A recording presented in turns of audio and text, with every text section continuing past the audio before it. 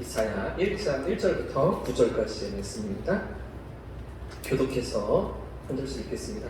유다 왕 우시야와 요담과 아하스와 히스기야 시대에 아모스의 아들 이사야가 유다와 예루살렘에 관하여 본 계시라.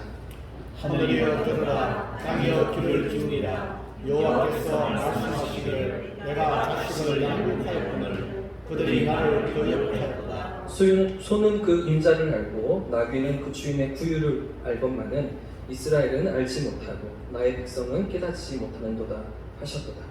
슬프다 범죄한 나라여, 거물진 백성이여, 행악의 종자여, 행위가 후패한 자식이로다. 그들이 여호와를 버리며 이스라엘의 거룩하신 일을 만분히 여겨 멀리하고 물러갔도다. 너희가 어찌하여 매를 더 맞으려고 폐역을 거듭하느냐. 온 머리는 병들었고 온 마음은 피곤하였으며 발바닥에서 머리까지 상한 것이 없이 상한 것과 터진 것과 서로 나누는 흔적뿐이거늘 그것을 짜며 싸매며 기름으로 두들겨 하여을 받지 못하였도다. 너희의 땅은 황폐하였고 너희의 성읍들은 불에 탔고 너희의 토지는 너희 목전에서 이방인에게 삼켜졌으며 이방인에게 파괴됨 같이 황폐하였고 딸 시오는 포도의 망대같이 참외밭의 무막같이 여호와의 성읍같이 교훈하도다. 읽겠습니다. 만일에 여호와께서 우리를 위하여 생존자를 조금 남겨주지 아니하셨다면 우리가 소돔 같고 고모라 같았으리다. 아멘. 네. 할렐루야. 아멘. 할렐루야. 아멘. 오늘도 우리의 기도의 자리에 주님이 가까이 찾아와 주실 줄 믿습니다. 아멘. 가까이 계신 분들께 인사하겠습니다. 함께 할 수 있어서 행복합니다. 인사하겠습니다. 함께 할 수 있어서 행복합니다. 행복합니다. 한 주간 승리하셨습니까? 아멘. 어떻게 지내셨습니까? 비도 많이 오고요. 또 어제 오늘은 많이 덥고요. 날씨가 이렇게 오락가락 하는데요. 건강하게 은혜 가운데 살아가시길 축복합니다. 우리 청년들 너무 감사하죠. 찬양 너무 감사하지 않습니까? 정말 뭐 2,000명, 3,000명 모이는 집회에서 이렇게 인도를 해도 부족하지 않을 만큼 너무나 귀한 청년들을 일찍 나와서 매주마다 섬겨주고 주일에도 섬겨주는 감사의 박수하겠습니다. 우리 어디 갔어요? 지한이랑 제이랑 어디 갔어요? 화음을 넣는데 그래서 또 감사하게 이렇게 섬겨주는 우리 청년들이 있어서 좀 귀한 것 같습니다. 기도해 주셔서 지난주 오후에 여전도 현신예배 말씀 잘 전하고 왔는데요. 우리 다녀오니까 우리 예찬이가 그렇게 저에게 묻더라고요. 목사님, 왜 요즘에 아재 개그 안 하세요? 저 요즘 좀 방심해서 이렇게 준비를 못했는데 오늘 또 하나 가지고 왔습니다. 지난주에 그 써먹었던 것들을 잘 모아놨다가 지난주에 3개를 풀었거든요. 처음에 했더니 김이 죽은 게 하여튼 분위기가 싸한 거예요.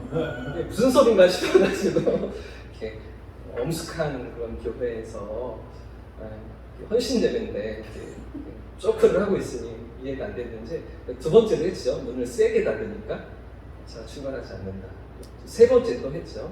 그러면 커요. 자강을 받는 커요. 그제서야 마음이 좀 누그러지고 편안하게 말씀을 들으시더라고요.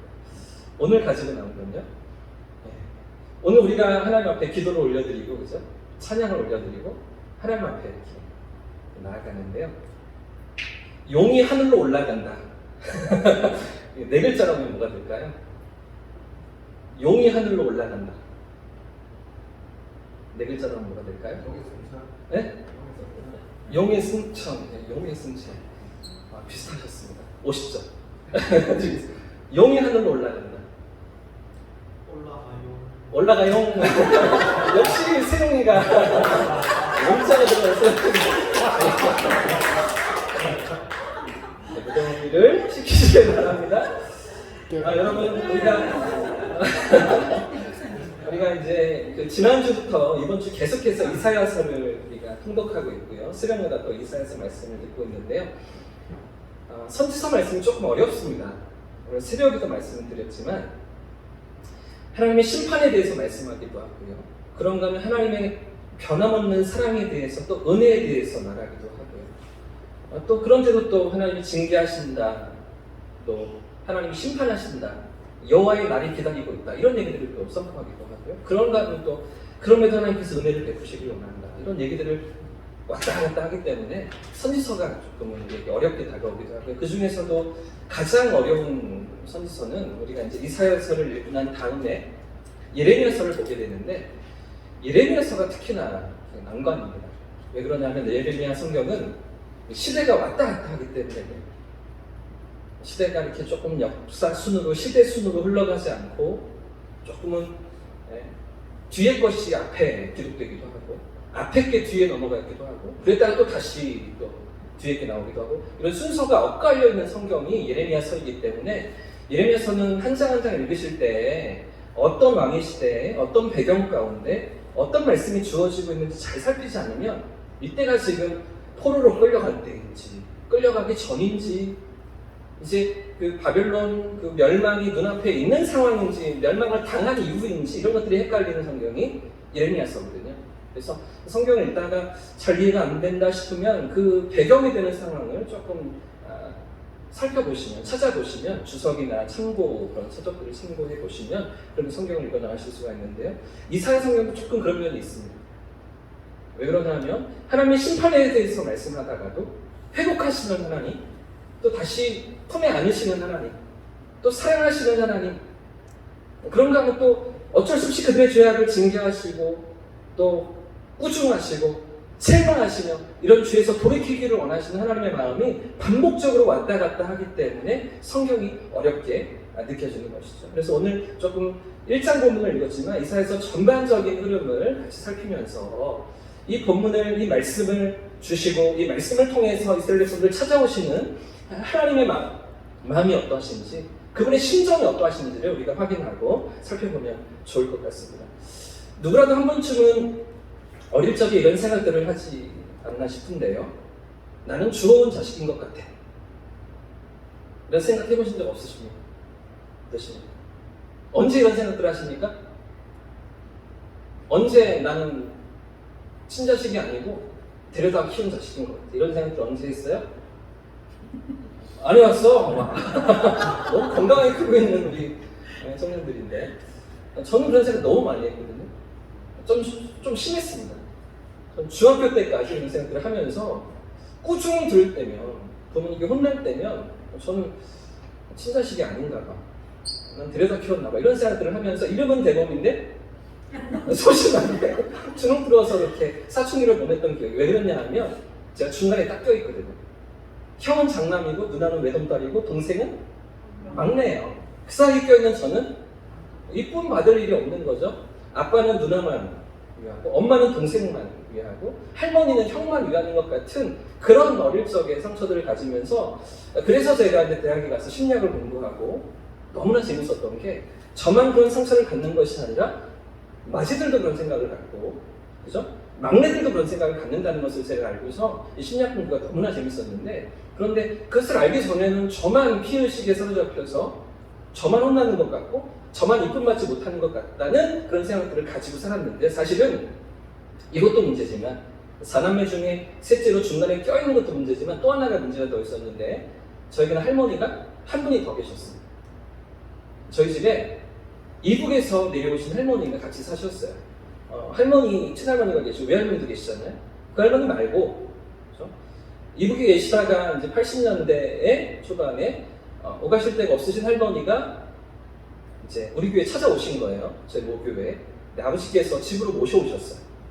집에 그때는 이제 사업이 잘 될 때니까 제가 어렸을 때 집에 모시고 같이 지내시도록 방학간을 내어드렸는데 그때 제가 태어날 무렵이래요. 그래서 할머니가 집에 오셔서 뭔가 도와줄 일이 없나 봤더니 갓난쟁이가 있잖아요. 저를 늘 옆에 끼시고 분유도 먹여주시고 키워주시고 부모님 다 맞벌이 하시고 바쁘시니까 셋째인 저는 그 할머니 품에서 자랐어요. 그리고 두 돌 때까지 그 할머니가 저를 키우시고 그리고 이제 돌아가셨죠. 그때 이제 가스, 연탄가스 이런 것들로 이제 돌아가셨던 기억이 현풋하게 있는데 장례식도 치르고 그랬던 기억이 나는데 그런데 그 할머니가 저를 이뻐하다 보니까 어떤 일들이 생길까요? 형과 누나가 저를 미워하는 거예요. 저에 대해서 조금 안 좋아하는 거죠. 늘 그 할머니가 저에게만 맛있는 거 주고 저만 이뻐하고 저만 안고 다니니까 4살, 5살 형, 4살 누나 이런 상황들에서 저를 늘 이렇게 조금은 곱지 않게 바라보는 이런 상황들. 심지어는 저희 할머니가 친할머니가 같이 사셨거든요. 지금도 부모님과 같이 사시는데 할머니가 제가 걸핏해서 울면 너는 네 할머니한테 가라. 본인이 할머니시면서 너는 네 할머니한테 가라. 그러시는 거예요. 그 기억이 지금도 나요. 저희 할머니가 뭐 그렇게 믿음이 좋으시고 또 성경 읽으시고 기도하시는 할머니시지만 어렸을 때 너무나 상처가 많으시거든요. 입이 거치세요. 호랭이 물어가련 막 이러시면서 아주 막 걸걸한 욕을 하시는 그런 젊었을 때 힘든 시간을 지내셨는데 한 번 화를 내시면 되게 무섭거든요. 근데 저에게 늘 그렇게 어렸을 적에 너는 저 할머니 같이 살아와 막 그러면서 저에게 혼내시고 명절이 되면 저희 이제 작은 아버지들이 오셔서 저희 큰 집이니까 저희 집에 다 모이시는데 할머니도 계시고 그랬으니까 다 모이는데 너 그 할머니 기억나? 그 할머니 너 키워줬던 거 기억나? 이런 얘기들을 늘 하셨기 때문에 돌아가시고 한참이 지났는데 그런데도 그런 얘기를 저에게 하셨기 때문에 제 안에 이런 저도 모르는 소심함이 주눅드는 마음이 생겨나는 거죠. 나는 진짜 주워왔나 봐.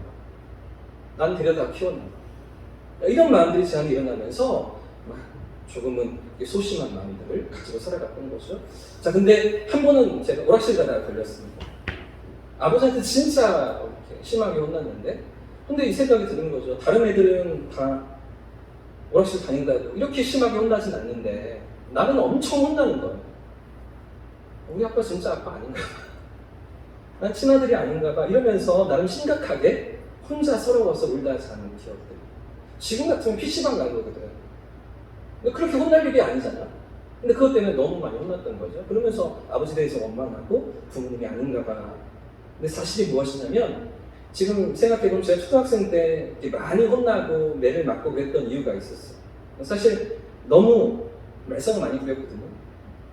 부모님 바쁘시니까 맞벌이 하시니까 잘 이렇게 돌볼 시간이 안 되셨고요. 또 제가 초등학교 갈 무렵에 사업이 기울면서 빚도 많이 지고 그러면서 힘든 시간들이 있었기 때문에 저에게 이렇게 부모님 손이 잘 미치지가 않았어요. 그러다가 오락실을 다니는데 오락실 가려고 하는데 돈이 없는 거죠. 어떻게 했을까요? 아버지 주머니에서 돈을 훔쳤습니다. 그래서 맞았던 거예요. 그래서 두들겨 맞고 엄청 혼났던 건데 근데 사실은 제 손버릇이 나빠지고 있는데 그걸 고치시려고 아버지가 매를 드신 건데 저는 그렇게 생각하는 거죠. 우리 아빠가 아닌가 봐. 날 미워하나 봐. 나를 들여다 키웠나 봐. 이런 억하심정을 가지고 그러면서 울다 잠이 들었다. 한 번은 저희 집에 고모부가 놀러 오셨습니다. 한 2주, 3주 정도 지내시다가 가셨던 것 같은데요. 고모부가 이렇게 양복 상의를 이렇게 그 방에, 지내시던 방에 이제 옷걸이 걸어 놓으셨어요. 두들겨 보니까 지갑이 있는 거예요. 장지갑이 있는 거예요. 제가 10,000원을 꺼냈죠. 초등학생. 그 당시 10,000원이면 엄청 큰 돈인데요. 걸렸을까요? 안 걸렸을까요? 걸리질 않았습니다. 신나게 어르신이 다녔죠. 2, 3일 지났는데 아무 반응이 없는 거, 걸리지 않는 거예요. 아시는지 모르시는지 고모부가 얘기를 안 했는지 또 하나를 더 꺼냈습니다. 어떻게 됐을까요? 이번에 걸렸어요. 죽도록 못했죠. 그렇게 손버릇이 제가 나빠지고 있었기 때문에 아버지가 저를 고치시려고 매를 드시고 때리셨던 건데요. 끝까지 저는 걸리지 않았습니다.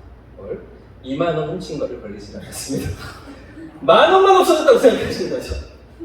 그 고모부가 10,000원이 없어졌는데 누가 간 것 같아 이렇게 이제 아버지한테 말씀을 하시고 아버지가 이제 취조를 들어오셔서 결국은 제가 걸렸는데 지금까지도 저희 아버지는 10,000원만 없어진 걸로 알고 계시는 제 안에 있는 비밀.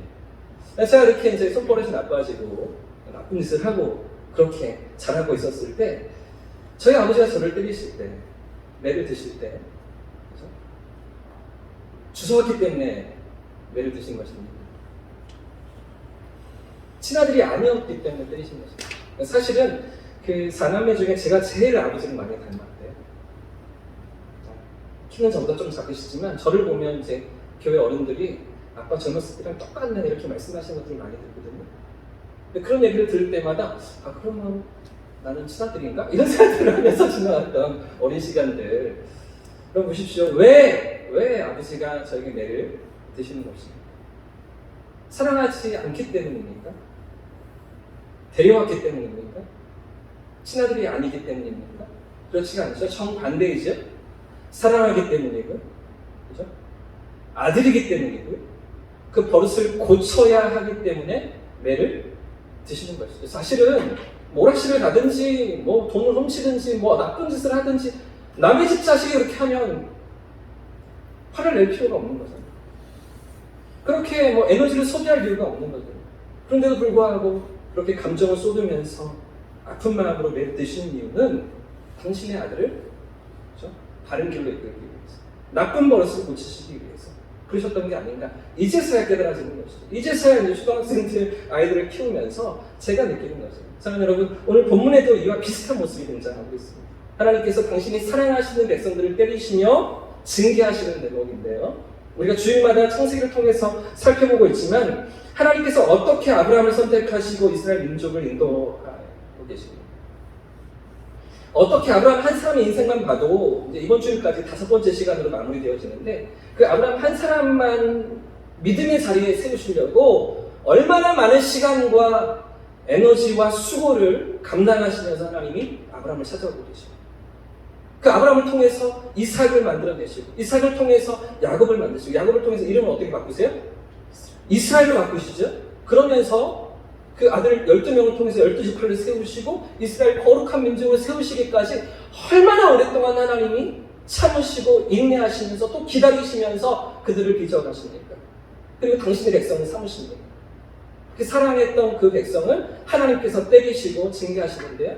왜 때리신다고요? 사랑하기 때문에 때리시는 거죠. 당신의 자식이기 때문에 때리시는 거예요. 바른 길로 나아가게끔 하시기 위해서 하나님이 때리시는데 보십시오.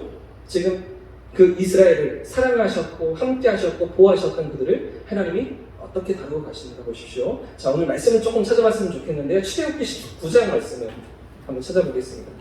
구약의 출애굽기 19장 3절부터 6절까지의 말씀인데요. 여기서 하나님께서 어떻게 이스라엘 백성들을 택하시고 부르시고 함께하고 계시는지 출애굽기 19장 3절부터 6절까지의 말씀에 잘 나타나 있습니다. 같이 한번 읽어보겠습니다. 시작! 모세가 하나님 앞에 올라가니 여호와께서 산에서 그를 불러 말씀하시되 너는 이같이 야곱의 집에 말하고 이스라엘 자손들에게 말하라. 내가 애굽 사람에게 어떻게 행하였습니까? 내가 어떻게 독수리 날개로 너희를 업어 내게로 인도하였음을 너희가 다 보았느니라. 세계가 다 내게 속하였나니 너희가 내 말을 잘 듣고 내 언약을 지키면 너희는 모든 민족 중에서 내 소유가 되겠고 너희가 내게 대하여 제사장 나라가 되며 거룩한 백성이 되리라. 너는 이 말을 이스라엘 자손에게. 자, 이 말씀은 지금 그 이스라엘이 노예로 고생하면서 종살이 하던 출애굽 한 다음에, 그죠? 애굽을 탈출한 이후에 그들을 건져내신 하나님께서 이스라엘 백성들이 약속하시는 대목인데요. 4절 말씀을 보시면요, 내가 어떻게 애굽에서 너희를 건져냈는지 봤지, 그죠? 어떻게 너희를 구출해냈는지 너희가 봤지. 내가 독수리 날개로 너희를 어떻게 인도해 왔는지 너희들 봤지. 내가 이렇게 너희를 지켜줄 거야. 내가 너희를 이렇게 인도할 거야. 너희는 세상 모든 민족들 중에서 내 소유가 되고 내 백성이야. 나는 너희의 하나님이야. 내가 너희와 이렇게 함께 할 거야. 약속하시는 하나님의 말씀인 것이죠. 그렇게 사랑하시고 그렇게 이뻐하시고 그들과 함께 하시겠다고 약속하시는 하나님의 말씀입니다. 또 한 구절 찾아보겠습니다. 신명기 말씀 보십시오. 신명기 7장 말씀을 찾아보겠습니다. 우리가 다 찾아보지 못하지만 두 곳만 더 찾아보도록 할 텐데, 신명기 7장 6절과 7절 두 절 말씀. 신명기 7장입니다. 6절과 7절 두 절만 같이 읽어보겠습니다. 시작! 너는 여호와 내 하나님의 성민이라. 내 하나님 여호와께서 지상 만민 중에서 너를 자기 기업 백성으로 택하셨나니 여호와께서 너희를 기뻐하시고 너희를 택하심은 너희가 다른 민족보다 수요가 많기 때문이 아니니라. 너희는 오히려 모든 민족 중에 가장, 지금 뭐라고 말씀하십니까? 너희는 하나님이 선택하신 거룩한 민족이다라고 말씀하시죠. 지상 많은 민족들 중에서 하나님이 친히 자기 백성을 선택하셨다는 겁니다. 그런데 이스라엘을 왜 선택하셨다고요? 이런 그들을 왜 선택하셨습니까? 숫자가 많아서요? 뭔가 잘난 구석이 있어서요? 뭔가 이쁨을 받을 만한 그런 것들이 그들에게 있어서 하나님이 사랑하신 것입니까? 아니죠. 8절 말씀을 다시 보시면 이어지는 8절 말씀에 여호와께서 다만 너희를 어떻게 해요? 사랑하심으로 말미암아 하나님이 사랑하셨기 때문에 그죠? 아무런 이유가 없습니다. 아무런 조건 없이 그저 사랑하셨기 때문에 이스라엘을 선택하셨다. 너희가 내 백성이야 라고 말씀하신다는 거죠. 하나만 마지막으로 하나 더 찾아보겠습니다. 역대상 17장 말씀인데요. 역대상 17장 9절부터의 말씀 한번 찾아보겠습니다. 역대상 17장 9절부터 12절까지의 말씀 보시면 하나님께서 또 다윗 왕에게 약속하시는 그런 말씀이 17장 9절부터 이어지는데 17장 9절부터 12절까지의 말씀 역대상 17장 9절부터 12절 같이 읽어보겠습니다. 시작. 내가 또 내 백성 이스라엘을 위하여 한 곳을 정하여 그들을 심고 그들이 그곳에 거주하면서 다시는 옮겨다니지 아니하며 악한 사람들에게 전과 같이 그들을 해치지 못하게 하여 전에 내가 사사에게 명령하여 내 백성 이스라엘을 다스리던 때와 같이 아니하게 하고 또 내 모든 대적으로 내게 복종하게 하니 또 내게 이르노니 여호와가 너희를 위하여 한 왕조를 세울지라. 내 생명의 연합이 차서 내 조상들에게로 돌아가며 내가 내 뒤에 내시고 내 아들 중 하나를 세우고 그 나라를 견고하게 하리니 그는 나를 위하여 집을 건축할 것이요 나는 그의 왕위를 영원히 경고하리라. 그 왕위를 어떻게 하신다고요? 영원히죠. 끊임없이 견고하게 하겠다라고 하나님 약속하시는 것이죠. 지금 다윗에게 하나님 이런 약속을 주시는데요. 이스라엘을 위해서 땅을 줄 것이다. 그리고 그 땅에서 다시는 옮겨 다니지 않을 거야. 그 땅을 찾아갈 거야. 악한 놈들이 해치지도 못하게 하고 모든 대적들이 너희에게 복종하게 만들 거야. 게다가 12절 말씀에 뭐라고 말씀하십니까? 마지막 절에 이스라엘의 왕위가 영원할 것이다. 약속하시죠? 이스라엘 나라가 영원히 있을 것이다. 이렇게 하나님 약속하셨던 것입니다. 자, 근데 문제가 무엇입니까? 다시 이사야서 말씀에 돌아오겠습니다. 자, 오늘 이사야서 1장 본문에 등장하는 하나님의 말씀이 무엇입니까? 하나님 뭐라고 말씀하십니까? 오늘 읽었던 1장 말씀에 자, 5절부터 말씀을 제가 읽어드릴게요. 너희가 어찌하여 매를 더 맞으려고 패역을 거듭하느냐. 온 머리는 병들었고 온 마음은 피곤하였으며 발바닥에서 머리까지 성한 것이 없이 상한 것과 터진 것과 새로 맞은 흔적뿐이거든. 그것을 짜며 싸매며 기름으로 부드럽게 함을 받지 못하였도다. 너희의 땅은 황폐하였고 너희의 성들은 불에 탔고 너희의 토지는 너희 목전에서 이방인에게 삼켜졌으며 이방인에게 파괴된 같이 황폐하였고 딸 시온은 포도원의 망대같이 참외밭의 원두막같이 에워싸인 성같이 겨우 남았다. 지금 어떤 처지에 이스라엘 백성들이 들어가 있습니다. 이렇게 하나님이 선택하시고 부르시고 인도하셔서 사랑하셨고 약속하셨고 지키시고 인도하셨던 그 이스라엘 백성들이 어떤 처지에 놓여져 있습니까? 지금 하나님 뭐라고 말씀하고 계십니까? 하나님께서 그들을 징계하신다고 말씀하십니다. 이미 매를 맞았고 온몸이 멍들고 온 마음이 피곤할 정도로 그렇게 많이 회초리를 맞았는데도 불구하고 그래서 심지어는 발바닥에서부터 머리까지 성한 것이 하나도 없는데도 불구하고 더 맞아야 한다는 것이죠. 하나님께서 더 때리신다는 거죠. 더 세게 매를 드시겠다. 주님 말씀하시면서 이스라엘을 때리시고 징계하시는 것인데 사랑하는 여러분, 왜 이스라엘이 하나님께 이런 징계를 당하고 있습니까? 왜 이런 매를 맞고 있는 것입니까? 왜 토지가 황폐해지며 먹을 곡식이 없어서 농사가 다 망하고 성읍이 불타고 이 땅까지 이방인들에게 빼앗겨버린 이런 처지에 왜 그 백성들이 놓여있는 것입니까? 이스라엘이 하나님의 백성이 아니기 때문입니까? 이스라엘을 하나님이 사랑하시지 않으셨기 때문입니까? 자, 오늘 본문에 이사야 선지자가 이 말씀을 개헌하던 당시는 주전 700년이었습니다. 예수님 오시기 전 700년 전이었습니다. 이 시기는 이스라엘이 남과 북으로 갈라져 있던 시기인데요. 솔로몬 왕 이후에 남유다 왕, 북이스라엘이 갈라지게 되죠. 자, 이런 상황 가운데서 국력이 약해진 이 북이스라엘과 남유다는 끊임없는 외침의 위협 속에 서 있던 그런 시기였습니다. 그래서 이사야서 1장 1절 말씀해 보시면 이렇게 시작하고 있잖아요. 유다와 우시야와 요담과 아하스와 히스기야 시대에 아모스의 아들 이사야가 유다와 예루살렘에 관하여 옮기시다. 우시야 왕 시대, 요담 시대, 아하스 시대, 히스기야 시대인데 이 히스기야 왕 시대에 북이스라엘이 멸망합니다. 나라가 사라지고 말이죠. 형제 나라가 없어집니다. 자, 그런 가운데서 남유다가 지금 오늘 방금 제가 읽어드린 8절 말씀에 포도원의 망대같이 우뚝 혼자 서 있는 거죠.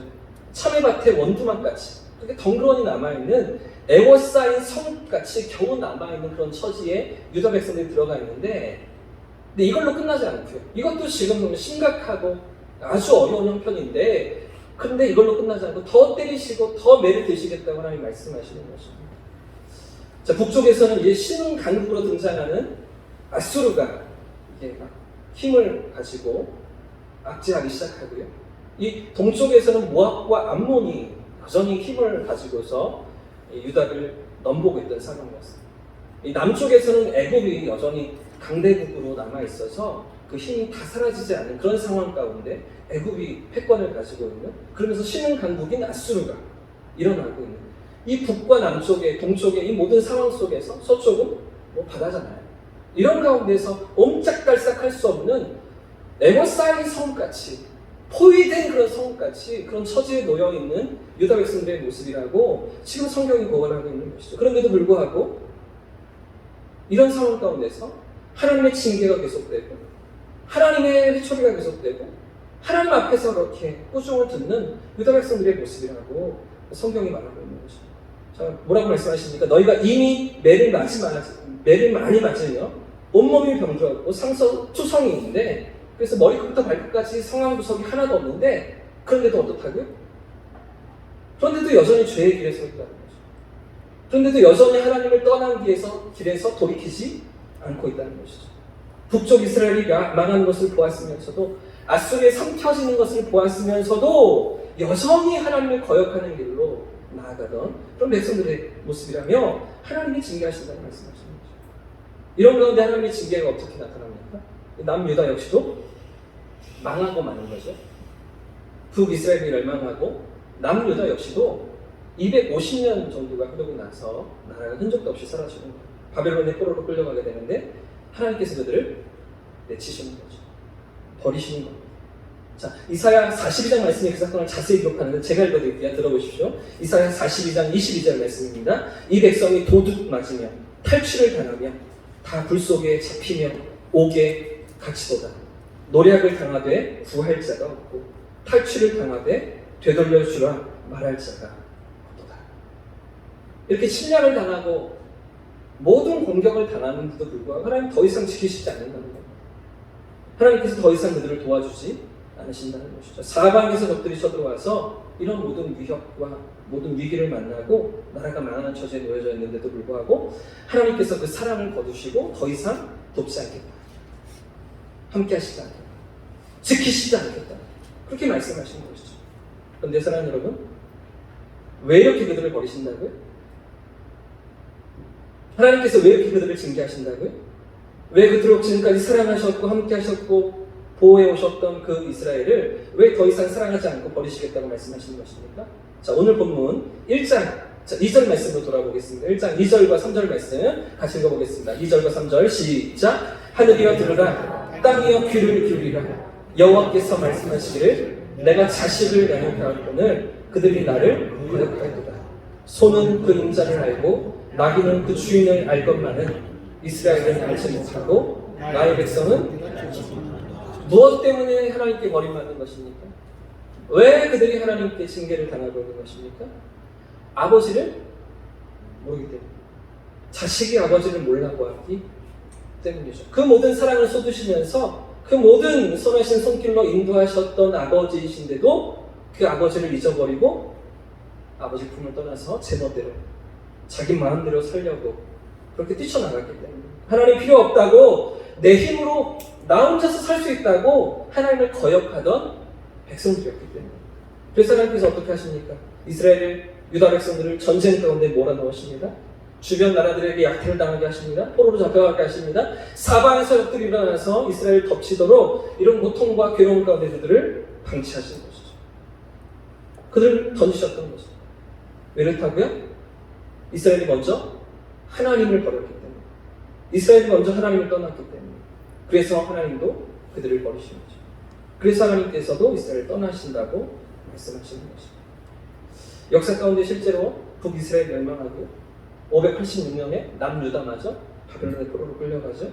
흔적도 없이 그들이 사라지는 거죠. 한때는 하나님의 선민으로 세상 가운데 우뚝 섰습니다. 생각해 보십시오. 다윗 임금 때문에 생각해 보십시오. 승승장구하고 그죠? 전쟁에만 나가면 승리를 거두었던 한 번도 패배한 적이 없던 다윗 왕 때의 이스라엘을 생각해 보십시오. 솔로몬 때의 이스라엘을 생각해 보십시오. 사방으로부터 존경을 받으며 영예를 얻으면서 그 모든 지혜를 나누고 가르쳤던 솔로몬 임금 때의 이스라엘을 생각해 보십시오. 그런 영원한 자리에서 그 축복을 누리던 자리에서 이제는 이방의 포로가 되고요. 노예로 전락하여서 어떤 희망도 가질 수 없는 그런 비참한 신세에 던져져 있는 그런 백성들을 아닙니다. 자, 그런데 사랑하는 여러분, 우리가 이사야서를 읽으면서 놓치지 말아야 할 것이 하나가 더 있습니다. 이런 하나님의 징계와 하나님의 심판과 하나님의 책망과 꾸중을 우리가 보지만 그럼에도 불구하고 그 너머에 있는 하나님의 마음, 하나님의 본심, 하나님의 진짜 의도가 무엇인지 우리가 놓치지 말아야 하는데요. 하나님께서 진짜 원하시는 것이 무엇입니까? 버리시는 것일까요? 내쫓으시는 것일까요? 그들을 그냥 포기하시는 것입니까? 그렇지 않지요?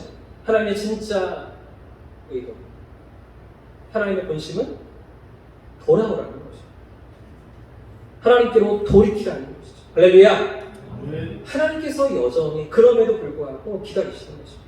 말씀을 몇 구절 찾아보고 마치겠습니다. 이사야 31장 말씀을 좀 넘겨보겠습니다. 이사야서 31장 6절 말씀 같이 한번 읽어보겠습니다. 1008페이지에 이사야 31장 6절 말씀이요. 6절 말씀 같이 읽어보겠습니다.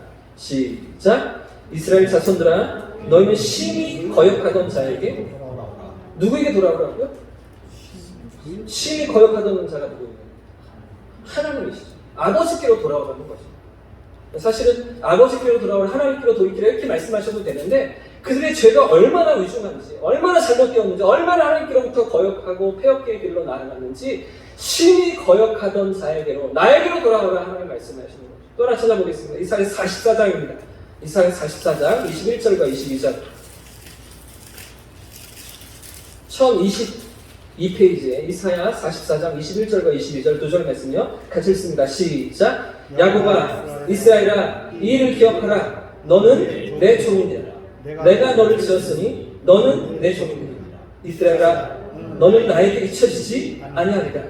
내가 내 허물을 빽빽한 구름같이 내 죄를 안개같이 없이 하였으니 너는 내가 너를 누구에게 돌아오라고요? 하나님께 돌아오라. 여전히 기다리신다는 것이죠. 하나님의 본심은, 하나님의 의도는 돌이키기를 원하십니다. 마지막 하나만 더 찾아보겠습니다. 이사야 55장 6절과 7절 말씀인데요. 55장 1035페이지에 55장 6절과 7절 두 절 말씀만 같이 읽겠습니다. 시작. 너희는 여호와를 만날 만할 때에 서지라. 가까이 계실 때에 그를 부르라. 악인은 그 길을, 불의한 자는 그의 생각을 버리고 여호와께 돌아오라. 그리하면 그가 긍휼히 여기시리라. 우리 하나님께로 돌아오라. 그가 너그럽게. 하나님의 진짜 의도가 무엇입니까? 나라가 망하게 하시고 대적들에게 포로로 끌려가게 하시고 종살이를 하게 하시는 그 모든 수치와 괴로움과 아픔과 눈물을 당하게 하시는 하나님의 진짜 의도가 무엇입니까? 돌아오라는 것이죠. 하나님께로 나오라는 것이죠. 주변 나라들에게 약탈도 당하게 하시고 핍박도 당하게 하시고 모든 고통도 당하게 하시는 하나님이시지만, 그러나 그럼에도 불구하고 이 모든 과정을 통해서 하나님 무엇을 원하십니까? 다시 그들이 기억하고 하나님께로 나오기를 원하시는 것이죠. 그럼 왜 하나님께서 그들을 포기하지 못하실까요? 왜 그들을 버리지 못하실까요? 하나님이 아버지이십니다. 그들이 하나님의 자식들이기 때문이죠. 때리고 또 때리시지만 아주 버리시는 게 아닌 것입니다. 돌이키라고 때리시고 바른 길로 나오라고 징계하시며 함께 살자고 그들을 회초리를 드시는 것이죠. 사랑하는 여러분, 오늘도 하나님은 우리의 삶에 이렇게 다가와 주신 줄 믿습니다. 이런 사랑의 마음으로 우리를 향하시는 줄 믿습니다. 우리의 아버지 되시는 하나님은 우리와 함께 살길 원하셨어요. 우리가 하나님 앞에 서 있기를 원하셔서 우리의 삶에 다가오시며 우리가 바른 길로 돌아오기를 원하시는 것이죠. 에덴 동산에서 처음 사람을 만드실 때부터 동산 중앙에 선악과를 만들어 놓으시고 기억하라 말씀하실 때부터 하나님과 함께 살기를 원하셨어요. 하나님의 의도는 인생들을 향한 하나님의 뜻과 계획은 함께 살아가는 것이었어요. 그런데 그 하나님을 떠나시고 하나님과의 언약을 저버리고 범죄하고 타락하며 하나님 없이 살겠노라고 세상을 향해 뛰쳐나갑니다. 그런 인생들을 향해서는 어떻게 찾아오십니까? 독생자의 십자가, 그 아들의 핏값으로 우리를 다시 찾아오시면서 죄의 길에서 우리를 건지시면서 함께 살기를 하나님 원하셨던 것이죠. 자, 그런데도 여전히 나 혼자 살려고 한다면 어떻게 하실까요? 이런데도 하나님의 의지가 이러한데도 여전히 고집부리고 하나님과 상관없이 나 혼자서 살려고 한다면 하나님 어떻게 하실까요? 오늘 말씀처럼 어쩔 수 없이 매를 드시는 것, 회초리를 드시는 것, 때려서라도 돌아서도 맞고서라도 돌이킬 수 있도록 하나님 징계하시는 것이죠. 그러나 그 속에 담겨있는 하나님의 본심이 무엇이라고요? 우리가 하나님 앞에서 하나님과 함께 살아가기를 주님 원하시는 것이죠. 오늘 이 밤 그 하나님의 의지를 깨닫고 그 하나님의 부르심을 기억하면서 하나님 앞으로 부지런히 나아가는 저와 우리 모두의 삶이기를 예수님으로 축복합니다. 아멘. 축원합니다. 아멘. 나 혼자 내 인생을 살아가는 것이 아니라 나를 부르시고 나와 함께 걷기를 원하시는 하나님 앞에서 조금 우리가 어긋난 길로 방황하고 나 혼자서 서 있었다면 함께 걷자고 부르시는 그 하나님 앞에 믿음으로 반응하고 더 가까이 나아가는 이밤 되시기를 예수님으로 축복합니다. 아멘. 축원합니다.